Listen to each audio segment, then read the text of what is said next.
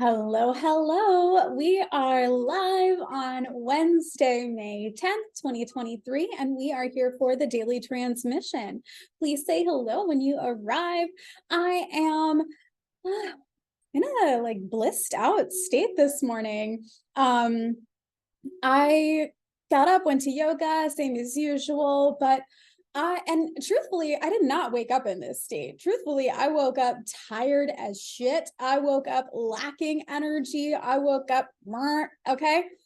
And this is really why I emphasize to especially my emotional authorities, but this really is across the board.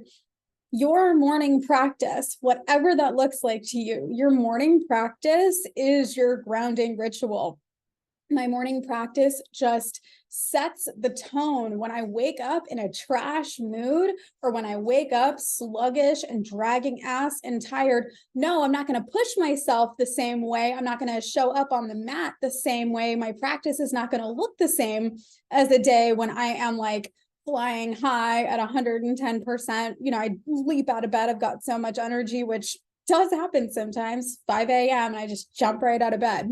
This morning was not one of those days. So I gave myself an extra 10 minutes, got up, went, did my journaling. I was tired. I went into the flow. There were a few times where, really our Wednesday morning teacher kind of kicks our asses. So thanks a lot, Sam. And I definitely tapped out a few times in the flow, but I was there. I was present. I was active.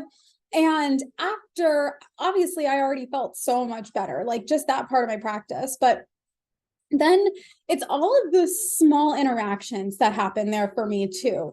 I had this really lovely conversation. It was just a moment in time. And, it's like blink and you miss it. But, none of it would have happened if I hadn't prioritized my practice.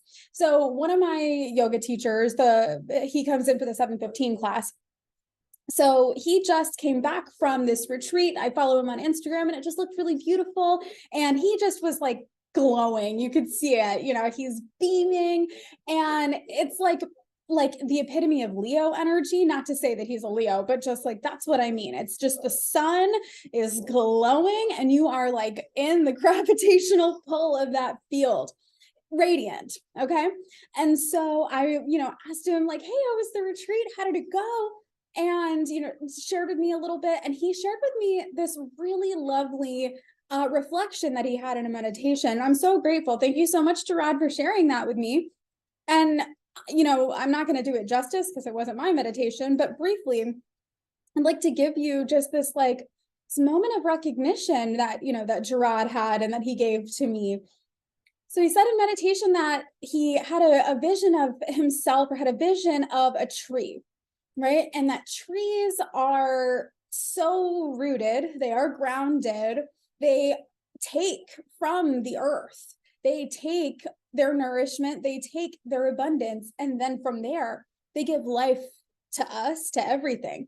They take in what is, right? They take in carbon dioxide and they give us back oxygen.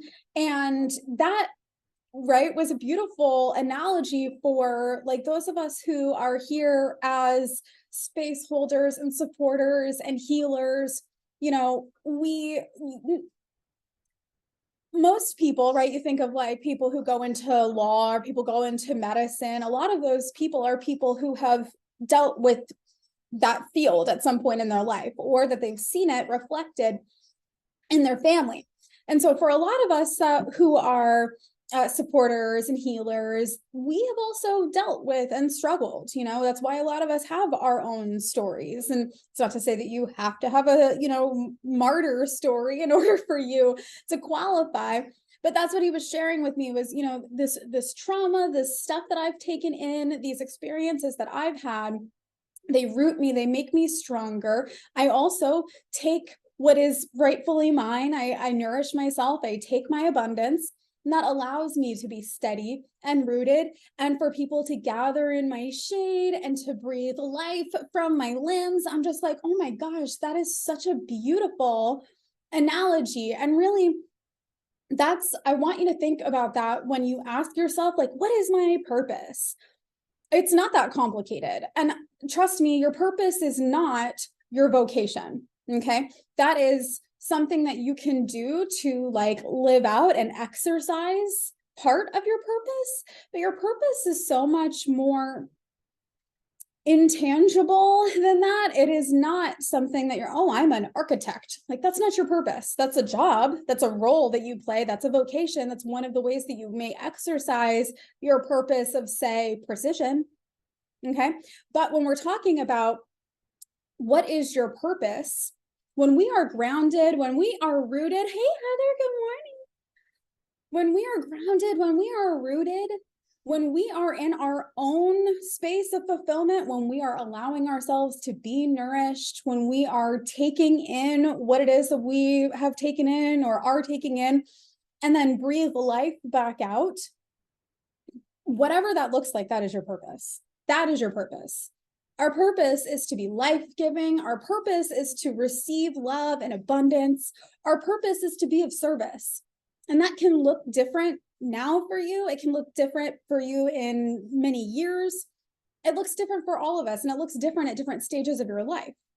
And I want you to embrace that spirit of change, that spirit of adaptability. One of my entrepreneur friends just put out a post on Facebook not too long ago. It's a question that we see all the time. Like, what do you think is the most important skill or the most important thing that's kept you in business for a long time? And I've been in business close to 10 years now. That has been a winding journey. And it's not just because, like, not just what I've been offering or how I've been exercising that, but the audience and all kinds of stuff. It's just changed. And the way that we go about it. And all of that is just adaptability. It's just being able to go with the flow and see what needs to be done at any given point. And when you are rooted, when you are grounded, those decisions are not hard to make. And they don't feel, it doesn't feel like there's so much work involved. Like, I know that you know the difference. There's no way that anybody who's in my space would be here listening to me now or wherever you are in the future, and you've not experienced both sides of this. I know you've experienced reactivity or repressive nature and making decisions from that state where you are trying to neutralize a painful experience, or you're trying to fix something. And then I also know that there are times where you make decisions and it's like, sometimes it may seem like a hard decision or a big decision, a life-changing decision, like quitting a job, going back to school, having a family, moving, all kinds of decisions. And those are the kinds that normally you'd like agonize over. But there's just something, right? When it comes from a place of groundedness and inner peace, when you have your core stability and you are grounded here on earth, that those decisions may be big, but they're not hard.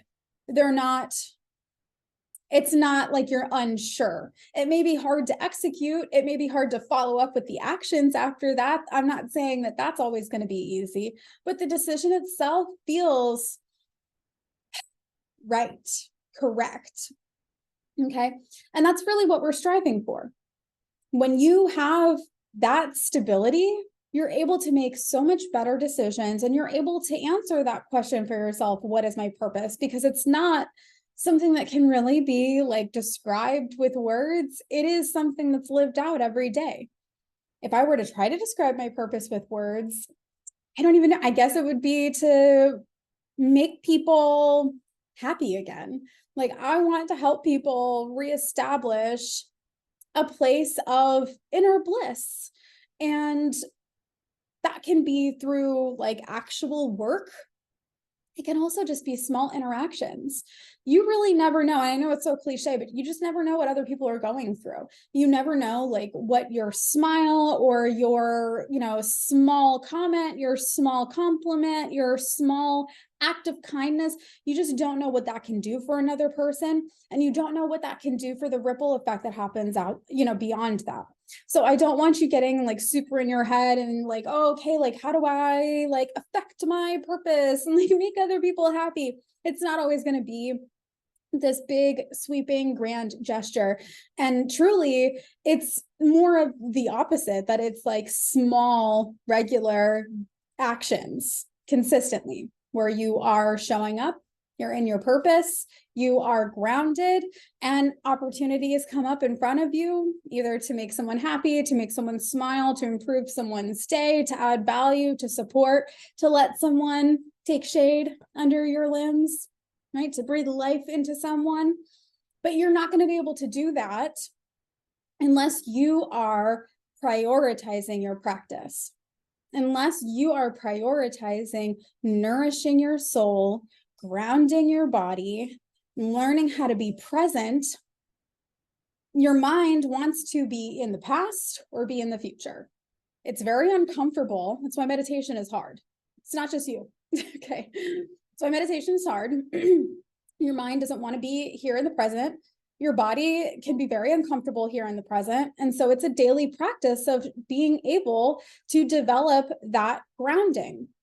Grounding isn't just something that you do like at the new moon or the full moon, right? It's not like something that you just do at the quarters. Like, this is something that should be done daily, because you just never know. You never know when more is going to be asked of you. You never, you never know what opportunities could come up for you to be that life-giving, entity. And you're not going to be able to do that if you are working from a place of lack or from a deficit. So on this Wednesday, I encourage you to not ask me, what is my morning routine? Or what is Oprah's morning routine? Or what is whoever? No, irrelevant. Yes, there are places in your chart that I could show you, hey, this might be an effective practice for you, but the answer is always going to be coming from within. So allow yourself to make that priority, make you a priority. We prioritize so many other things. If you can prioritize all of those things, you can prioritize grounding yourself every single day, first thing. And trust me, when you do that, when you are working from a place of a solid foundation inside, when you are regularly nourishing your soul, when you are regularly feeding yourself in a healthy way, when you are well nourished, you are in that state of overflow, and you are going to be able to give that to others. And that is when you're going to, I'm in my purpose. I'm in alignment. I'm in flow. That's the whole point, my friends. Okay, well, that's it for today. I will be back tomorrow, Thursday, May 11th. Subscribe to the Substack, right? If you want to get some direct feedback, right? Or get some direct, hey, Fani, what is my morning routine? Or what are some ideas that I could use to ground myself? Or this is what I'm working on right now. Can you give me some hints or some support? I will write a whole post for you as a paid subscriber. So paid subscribers, it is $11 a month, $77 a year. It is a steal. I also have my emotional authority book for sale. So listen, right now, you can get it at the link in my bio. It's $3. It is a downloadable PDF. Now, if you are a Kindle user, if you are an ebook person, that's already up over on Amazon. You can go over there. I'm also planning on publishing a physical copy of it, because there are places in it that you could journal. I think it would be really nice to just have a physical copy of the Emotional Authority book. This is not just for emotional authorities. This is for emotional authorities and the people who love them. And statistically speaking, there's a 50-50 chance that either you are an emotional authority or that you are on the other side of it. And so I'm sure that you love people who are emotional authorities, or you yourself are one, or both. In which case, yes, this book is for you. This is not something that's going to make you an expert in human design. This is something that's there to help you learn how to begin the journey of becoming an expert in your own body and in your own emotional waves. So that's it for today. I love you so, so much. I hope that you are doing something to nourish yourself. Okay. Only when you are prioritizing your energy can you be in a state of overflow to tap into purpose and fulfillment. So I will see you tomorrow. Have a beautiful rest of your day. Bye, friends.